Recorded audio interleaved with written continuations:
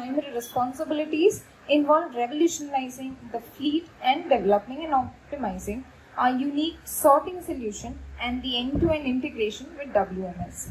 Unbox Robotics is a leading supply chain robotics technology company specializing in robotics-based fulfillment and distribution technology for small to large e-commerce, retail and logistics enterprises.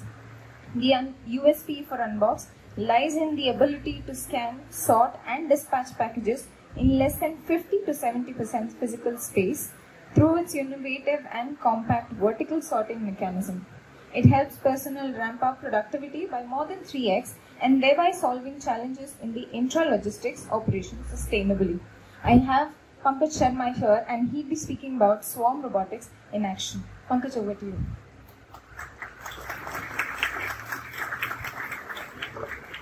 Hello. Yeah, thank you.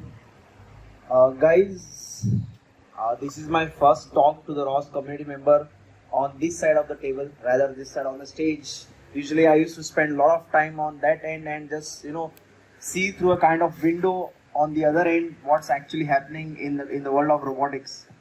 So yeah, I am a quite okay in terms of robots development. When I say okay or average, I mean I have not started my robotics journey when I was in school. I have not started my robotics journey when I was in my plus 12. Even in graduate, it was actually end of the graduation where I started to get hint and interest towards robotics. So I come from a time where robotics, when actually ROS, you ask someone what ROS is, they used to say ROS is a language. So people were not aware what is the difference between framework and a language. And today, my God, it has become a huge platform. It's more than framework now.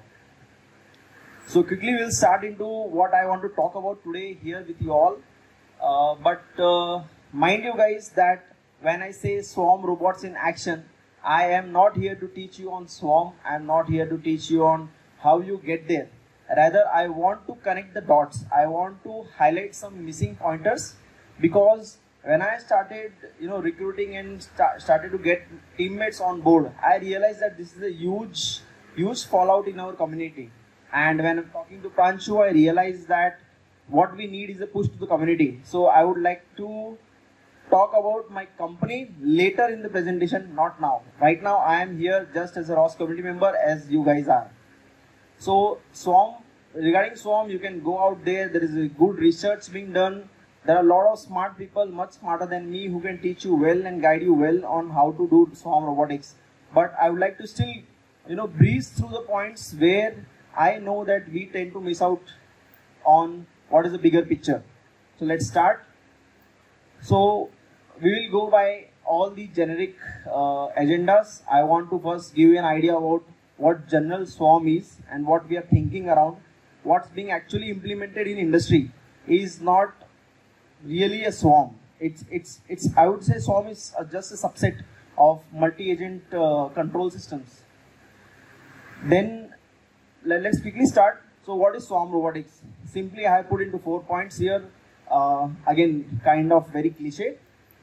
We are talking about large number of robots. When I say large number, it's not just more than 2. It is at the order of 30s, 40s and 100s. And all these robots, they coordinate among each other. So it's a kind of a local coordination. There is no central boss or there is no god to give them any, idea and mission and paths. They tend to generate among themselves for one unique goal. So the behavior is very collective. So when I say collective behavior, as in like when you look at one specific robot, you might not be even able to make sense what is the actual agenda of the robot. It could be you might feel it's just wandering here and there. But when you go out, zoom out, you still get the picture of what the collection of robots are doing together. So, like I was saying, it's a small subset. People tend to get very excited when they hear the word swarm, but they tend to forget a lot about what is the actual background around it. And when I talk in terms of ROS community, I feel there is a minor gap, a very crucial gap regarding how do we reach there when we are talking in terms of single robot control. Alright, so swarm robots, like examples, I can like tell you first examples, so to refresh your memory. Natural examples, you have already seen swarm of bees, flock of birds, like you have seen all the crazy dances the birds do, but they are still in unison. Hardly you will find a bird getting out of the flock in this kind of swarm behaviors. So, and there is a particular nature to it, which researchers try to capture. So whenever some researcher is studying on the natural aspects, they tend to call it swarm. So basically I would say I am working on swarm if I am studying nature to understand the concept behind it. But when we talk about artificial swarms, or when we talk about man-made swarms, here we have the examples. You might have watched a lot of VFX movies. The Lion King, Lord of the Rings are very popular example. Even Matrix, where we have actually used swarm intelligence. So where a lot of characters run around to a center point to attack on a hero or a villain is an example of use of swarm intelligence.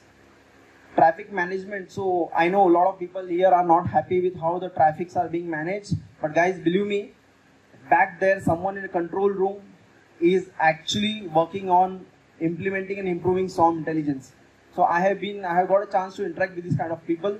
So since then I have stopped bothering about why the signal is not being maintained properly. A lot of thinking, a lot of research goes behind that. Same goes for airline gate selection, planetary mapping. So airline gate selection, I'm not sure how many you are aware. Southwest Airlines was the first. Right now almost like half of the airlines do this. So they asked their pilot, what is your favorite or favorable gate on which you want to park your aircraft. So from there they started coming up with the concept of swarm. So now at least that airline is fully based on swarm intelligence. So usually it happens that most of the time a pilot will always get down to the same gate which he or she likes. Planetary mapping involves NASA. So NASA is working on it. It's not fully out there. They're still researching on how to do it, because the communication is not so proper. It takes 14 to 20 minutes even for Mars to do the communication. Vehicle routing is very standard example. I personally am involved in solving problem using vehicle routing concepts. So we will get into that when I would like to describe you about what Unbox does. So back to swarm. So advantages and disadvantages. You won't see swarm very common, frequent out there. Most of the time you might see we are talking about controlling single robot or 2 robot or at max 10 robots. So what is the reason behind swarm not being in success? One is the acceptance or adaptation of robots come from the industry, and industry people including me, we have not been able to come up with a good use case and a good business case around it. That is the sole reason. If you guys can come up with your own creative ideas, maybe one day we'll see much better and highly scalable business cases around it. So advantages are very, very straightforward. Although the points are 1, 2, 3 or 5, 6, they are all dependent on the sequential. For example, at macro level, your complexity reduces because of you have a lot of robots. And when I say lot of robots, that means your task is distributed among the robots. For example, a bunch of robots might be going to just do exploration of a small area. So this area could be very huge. Now, if you want to get a stitched map of the area, you want to see in a single frame, you can deploy a lot of robots there, and very cheap robots. You don't care if one of the robots die or one of the robots is left behind enemy lines. You don't care about it because it's so low cost. Now, since the task is distributed, you have small robots instead of one single powerful robot. And when you have small robots, that means you can optimize a lot. Basically today, I am pretty sure you guys are aware of drones based pesticide spraying. Lately it has bloomed a lot. The reason behind that, now operations. So it's not just engineering what we are trying to solve here, it's also how to optimize the operations. I can deploy same drone on a huge farm field. 1 drone versus 5 drones, you can do the math. So it will be faster to do pesticide spraying. And if I can do that very faster, I can quickly move to a next field. So here I have solved the problem of operations using a drone, because it's very limited on spray, it's very limited on batteries. Hence, these kind of swarm applications makes a lot of sense. But in terms of swarm, if you want to get research into this, there are two very popular algorithms. This is my personal favorite, ant colony optimization. Uh, I would like to share some insights about this algorithm, like from nature, in case you guys are not fully aware of how this works. So this guy, Marco Dorigo, very smart chap, he was able to sit and monitor and understand how the ants actually go and search for food. Now ants are always hungry, they are always in search of food. You never see an ant lying idle doing something, doing nothing. So what they do is they start from their nest, they just go in random directions. But when they go in directions, they start dropping pheromones. So it is just that their marker that I have traveled this point. When they find a food, they use the same marker to come back to home. Now whichever ant reaches first is very obvious, right? Ki usko khana mil gaya. That ant was basically able to get the food quickly. So now ant colony itself will go and follow the same path. Now how to reach there? Pheromones are there. So the more and more they travel on the path, pheromones scent gets stronger. So the stronger it gets, the more ants will tend to follow it. That's how they ensure that they find the shortest path. So ants before us have solved the traveling salesman problem. We are still not solved it 100%. We are still kind of approximating and getting satisfied with a solution which might not be optimal but might be making money. So right now, very popular solutions are involved in network routing. So all the internet data packets, all the movies you try to download, even for the sake torrent you use, everywhere we have some sort of ACO implementation in place. We might never even know. Next comes particle swarm optimization. The name is very fancy. Again, our industry tends to put very fancy names, but the concept is again very simple. Here we are actually talking about pure swarm. So if I have 5 birds flying together, every bird has to follow simple rule. The rule is, I know my position, I know who is in front of me and how far he is in front of me, and I also know what velocity I am traveling to. Velocity, mind you guys, speed and direction. So I only know 3 things about myself and immediate neighbor. This information is enough for everyone to converge to a point together. There is nothing more beyond it.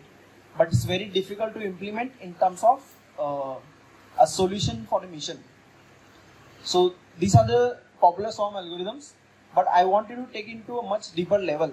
So when I was saying there is a minor gap, the gap is here, MultiRobot Control. So swarm hai, path planner hai, all those things are fine, guys. It's okay. What is very, very crucial and a skill to develop, I believe ROS community members should enforce each other to develop these skills, is control of robots. Right now I'm talking about mobile controls. Previously our friend here talked about cobots, manipulators. So in terms of robot control, right here, mobile robot control, you might have used MoveBase navigation stack, right? So MoveBase mein, are you aware of DWA, how it works? Yeah, I can see a lot of nodding, so I'm assuming ki people are in the right direction. But are you also aware of the concept global path planner, local path planner? Okay, so where does the word controller comes into picture if there are 2 types of planners? So this was one of my earlier queries. I always hear the word path planner, but no one talks about controlling robots. So I realized quite later that the local path planner is nothing but the controller. It is the controller output which is going to the robot. I want to ditch MoveBase DWA controller because I think I have found pretty much different controllers. I want to try my hands on. So these are a couple of suggestions. You guys should definitely give it a try. And when I say give it a try, because you might not know, but industry people do use it. Is anyone here from controls background or any knowledge about controls? Any knowledge? Yeah. So controls may only one guy, but still I should give the example. We hear a lot of modern control strategies, but the industry is satisfied with classical PID, right? Yeah. So because it solves the problem, you don't need to get so complex. You can do research at your home, but when you come to office, when you come to industry, you should implement something which is fault tolerant, something on which we all have control on. This is one kind of controller. So pure pursuit, if you have already not given it a try, do give it a try. DWA and TEB, you should hold on for some time. Those are amazing. I have spent around 3 months of my precious life in only learning about tuning MoveBase. tuning DWA planner, and there was an amazing document which I later decided not to read at all. So I just made my own inferences by running a lot of simulations again and again and again. So yeah, so now very later in my life I realized these are important. So pure pursuit controller, if you are controlling mobile robots, try with this. It has certain limitations, but I would like you guys to go and explore. I hope the image is clear to you. So pure pursuit controller is nothing but geometry controller. You don't need to be a physicist to implement this kind of controllers. It's all about the basic trigonometries. The trigonometries which most of us used to hate in our learning days is now going to help us. So brush up your topics and start getting into the geometry behind it. Now here, pure pursuit is very simple controller. You can imagine a car there, and there is a reference path which is, I believe, drawn as a name of trajectory very far from the car. Now car needs to always follow the trajectory. So it needs to move closer. Now how does it need to move? How can it move closer? There is only one way, steering the car. So if I steer towards the reference path, I will go to the path. Now how do I know whether my steering is proper or not? Or how much should I steer? This controller will help you do that, and the math you can do. Now your reference point is always the rear axle. So at the end of at the back of the car, you can reference to a point. So red is your target where you need to reach. And if the output comes, so can you see the formula delta, which is tan inverse of 2L sine alpha divided by L. It's actually your steering angle. So here it looks very fancy, but when you start doing the math, you will always laugh on yourself that is always very simpler. It's simpler than it looks. So, and implementation is again way simpler than it. In three lines of code, and you will implement this controller.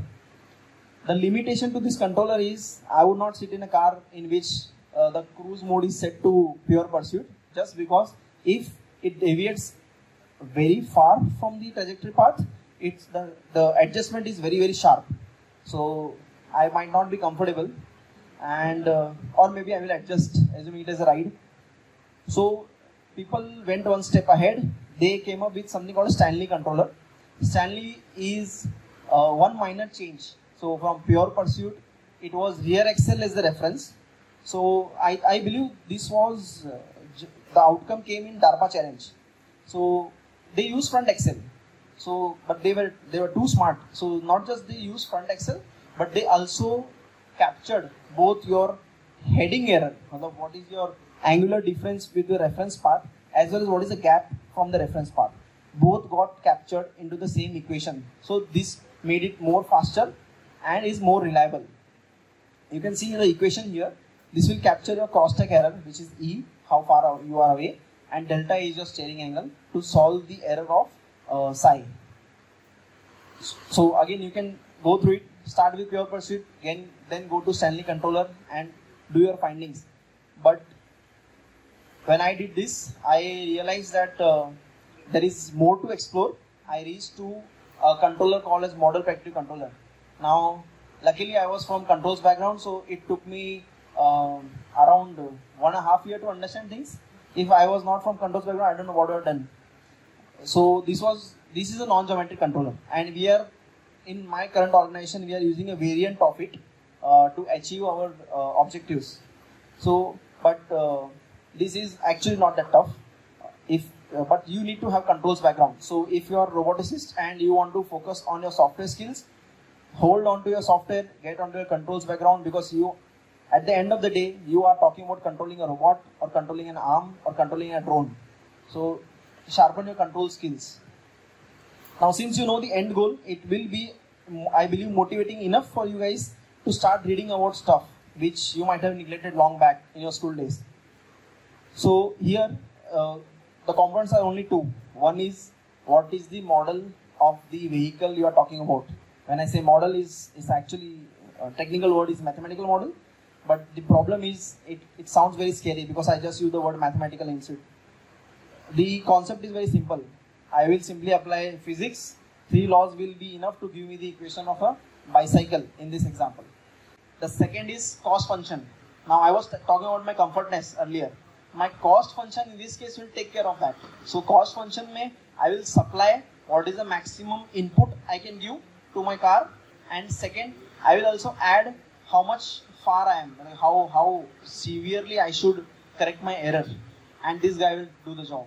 This is, once you start working on it, it will take some time to get a hold onto it, but the result will be that you will have good knowledge about not just controlling one state or one point or one attribute, one property of the robot, but you can control multiple properties at the same time.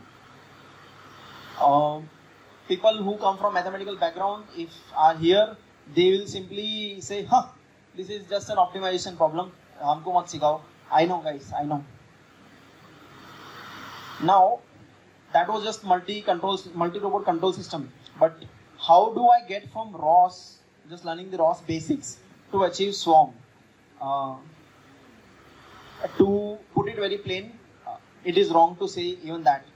So ROS won't take you anywhere. Like ROS, the only objective of ROS was to teach you all the skills you need. The job was to offer you platform where you can use packages built by thousands of community members. But to reach to swarm, you have to lay your own path. I just gave you a hint on starting working on multi-robot control. You need to start getting hang of those ideas. ROS is the best place where you can bring those ideas and test them out. Test and fail and test and fail. You will reach to a conclusion where either you will say, oh, this is not made for me, or you will say, yes, I have understood what the concept was behind. I would say, personally I started with one robot missions. So I worked in agriculture domain as well. I worked in aerospace domain as well, outdoors and indoors. So I can say I have maybe 10% idea about all the fields. So one robot mission. So today you are using move-based stack. So one move-based can only support one robot at a time. Like correct me if I'm wrong, but once you do, if you want to put two robots, the famous example of two turtle bots in ROS, when you want to try to control it, both the robots will behave very similar. Now, if you want to have a leader-follower kind of thing, you cannot simply put the default settings and run with ROS. So you need to get into that hang. How do I implement? You can take a home assignment of leader-follower. It is best. Once you start getting into it, you will realize the nuances behind all the TF frames, transformations, blah, blah, blah, blah, blah, blah. All those complicated words, you will get a hang of it. So I started with one robot mission. I was satisfied. Then I went to two robot mission. I realized I am failing. I didn't know what was the gap. And later on I realized I just need to ignore move-based, because that was getting tough for me at that point of time to get into move-based and understand what's happening. So I wrote my own small controllers where I'm controlling two robots at the same time, and I was publishing TFs manually. I was very, very smart at that point of time, and that didn't work out again. So I had to go back and study more what was I missing. So I realized I also need to ditch the global path planner. So that again I had to write manually. It was a simple thing, simple exercise. And it was all personal, guys. It was no college gave me any homework. No one actually told me what to do. It's out of curiosity I started working on it and failing and learning. Yeah. Third stage is one mission for all. I'm repeating this again and again. I just want to enforce that you are using ROS, but you should also see the end goal. I like robots, so I am playing with robots, and that's why I need ROS is not the right. You are not doing justice to the community. To do justice, you need to look at the end goal and start working on it. It's not necessary that you need to work on controls. You can go and work on designs. You can come up with URDFs. You can do all the different aspects into it. Now here, you need to, when I say one mission for all, you need to write separate planners, when I say separate codes to plan for separate robots. And then you need to write separate codes to control separate robots. And then you need to have one guy who does conflict resolution. Our RTO wala guy on street. So these guys prevent deadlocks. So if someone here has worked on fleet management or read about it at least, Flipkart, grid program, anything like that, people are very scared of deadlocks, because this is something which you need to actively track. Two robots coming on the same path, they might not collide. You are smart, you have put collision avoidance, but they will still stare at each other and stand there forever. Although there is no way out of it. So you need to have deadlock prevention in place in those scenarios, and that's how you complete the mission objective. So if I think yeah, so I will just give more details in Unbox, how we are doing it. And of course, I am a magician, I will not reveal all the tricks, but I will just like to give you an idea because I am a ROS community member first and an Unbox employee second. Hope that's not being recorded. Lost. Okay, so Unbox Robotics. So what we actually do here is we simply sort the parcels. Philosophical questions should not be asked. We will take up later in person. But what we do here is simply sort the parcels. So whatever you order from Amazon or so many, I'm not able to recollect the names now. But whatever you order online, any e-commerce platform is going to come from that seller to a warehouse to another warehouse, then another warehouse, then another warehouse, and then ultimately to you. Now, it's someone like people do manual and multiple sorting. There are a lot of people out there in the market who do this sorting for you, so that instead of 5 days, it takes 2 days to reach you. It's not actually. People have a myth that the truck takes 5 days to reach from maybe Bhiwandi to Delhi. That's why it takes 5 days. It's not that the reason. Actually, truck took around 2 days. The 3 days went into only sorting. Find out what is the right location, put in the proper bag, seal the bag, send the bag, all those things. So we make it faster, and we are not alone in this world to do this. We have good competitors. I would actually call them rivals because we have a lot to learn from them as well. So here we have vertical sorting system. So I think there is a robot here. I would like to show you a video later. So we have a lifting robot today, which takes up the parcel and goes to a bin and dumps. This is only the robot side, which people like us gets excited about. There is the other side, which exchange data with customer, integrate with customer system, which we call WMS, and things like that. So combining everything into one umbrella is the UVR sort system. Now, all the management of these robots today we are doing centrally. That is very wrong of us. I frankly accept that. Our system is almost close to decentralization, which is the core concept of SWARM. I am working on it. It might take some time. Maybe one of you or two of you or a couple of you guys might help me making that a reality very soon. But yes, this is an implementation of SWARM under the label called fleet management, where we have central monitor who does all this deadlock prevention, collision free mechanisms. One robot is not aware of what the other robot is doing. For it, it's just a simple neighbor which we don't care about. They will meet on the paths, they will just get the grids. That's how we manage all the operations. Would like to replay again. Yeah.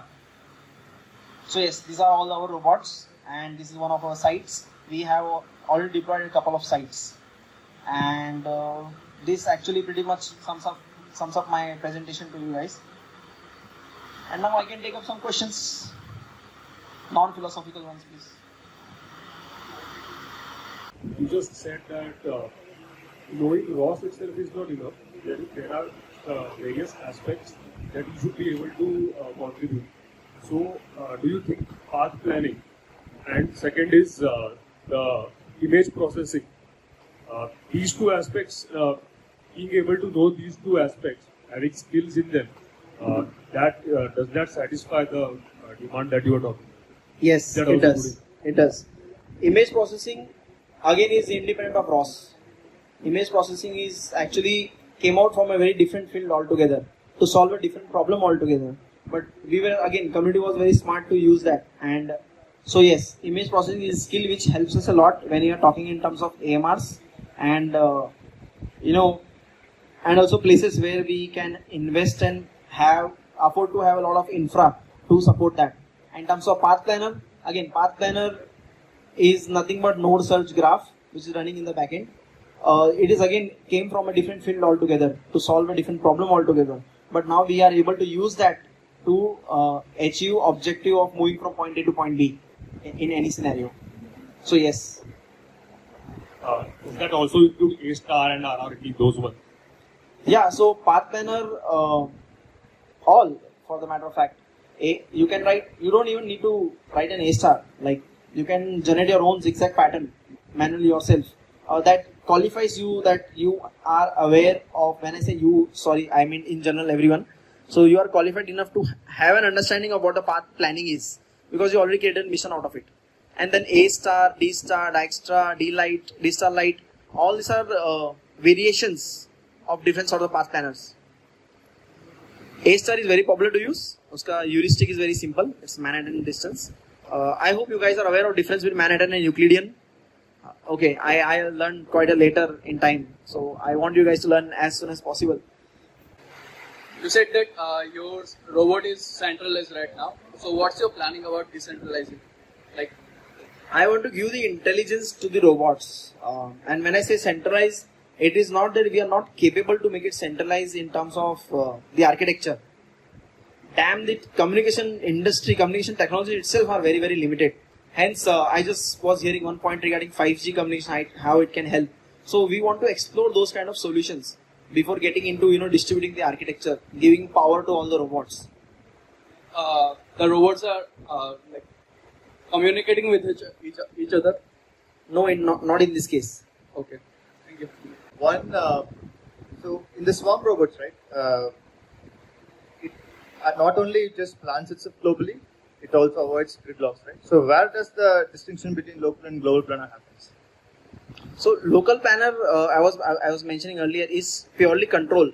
The job of local planner should be never, my suggestion should be never to avoid deadlocks or to avoid collisions. So all of them are happening at the global planner at the level. global path planner level, yes. And when you go into independent planning entity, that is like real swarm robotics, where that will happen?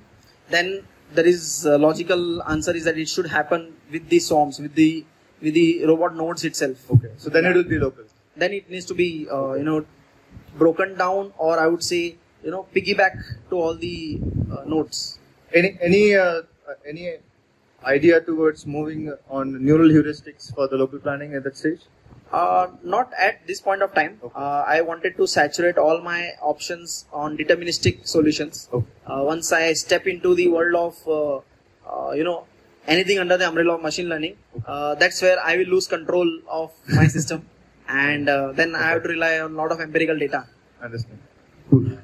I want to ask for path planning and for control, there should be a proper localization, like for sensor or camera, anything. So what kind of sensor this kind of bots use? Our bots, Unbox? Yeah. I should not reveal all those things. Ye sab mat pucho, guys. We are not using IMU. We are using simple sensor fusion. Okay. So you can say we are pretty much relying on our encoders. Okay. How we do it, it's... Sorry, I can't answer that.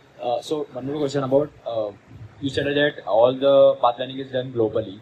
So when there is globally there is a A to B point for a bot. So it calculates when it calculates A to B, it calculates the other bot paths also. It calculates once only the whole trajectory, right? Yes. So I am guessing where you are heading into. So this is called a time window approach. When we try to, I want to plan for robot 1, but robot 2 is also heading in the same direction. So what I will do is, I will take one time instance. What a DWA does usually, 2 seconds, 3 seconds, जो भी आपने filter में set किया है, it takes that amount of time, simulate further in the world, in the future, decides what to be done, and then gives the command to the robot. Same thing happens in this approach as well. I will provide some sort of input, it will simulate in the future for that, and based on that it will take a call, an optimal call, or suboptimal call. Yeah. What is the best way to go with swarm robots? Like in terms of communication? In terms of communication, so we are bounded. So that involves 2 aspects actually. What the sir just asked. When we say about benchmarking, we are bound by the technology around it. And when I say bound, is actually the legal aspect around it as well as the certification around it. So today the benchmarking happens on pseudo multicast Wi-Fi. So Wi-Fi based communication is what defines the benchmarking today, because it's reliable. It's not super fast, but it's reliable, and you have a lot of, I would say, support in terms of resources, tech and non-tech both as well, and that defines the benchmark. And specifically with our system, what Unbox has, we have both wired and wireless nodes into the system. So we have to have a separate benchmarking for wired nodes and for wireless nodes. So in terms of SWARM, if you go ahead into that, so whatever wireless tech we are going to use to solve that problem statement needs to be set as a separate benchmark. I have like a follow-up question to that. Yeah. So currently your system is working on a centralized system, or like robots are talking to each other? Robots are not talking to each other today. Okay. So have you tried some experiments on? Yeah, I did try it once, and that didn't end up well. So then I was not able to try again for a week. I might again take it up soon. But yes, the ultimate idea what I am trying to work on, guys, is I don't need to have an AP mounted everywhere in the warehouse. Maybe I can send my messages using hops, but then we need to optimize how much hops, how much latency, is it safe, not safe, all those criteria. So we were trying to do some experiment with heterogeneous robot. Like let's take two different brands of robots come to each other. Yeah. How would they communicate? Okay. Thankfully in our system they will still talk to the central guy and gets resolved. But yes, we need to have robot to robot. When it's in proximity, it's in radar, they should communicate within each other and relay what their objective is. Okay, thank you, that's it. Yeah. We need to get into that mode so that the robotics industry gets much matured out there.